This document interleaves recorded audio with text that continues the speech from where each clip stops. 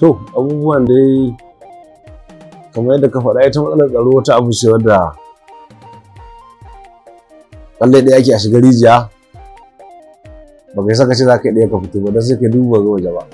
Don ni ko ta ɓangare na ma shi yasa na zo da wani abu na misalin kawar wanzar da zaman lafiya ko kuma tabbatar da shi.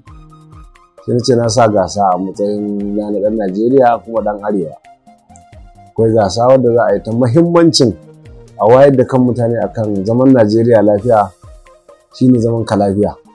Wadda muka ce za mu yi da 'yan komedi, da mawaƙan fina-finai da na siyasa, da mawaƙan gargajiya, da mawaƙa na hip hop. Kowane rukuni akwai motar da aka sa za a bayar, da keke napep, da babura kuma da kuɗi a kowane rukuni na mutum 10. Kuma wannan abun ba wai cewa aka yi a yi gasa mun ba mu za mu zaɓa ba.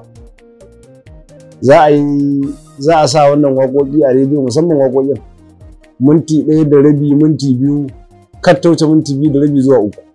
Za mu yi wannan taron ne 27 ga watan nan da zai shiga in Allah ya da na March.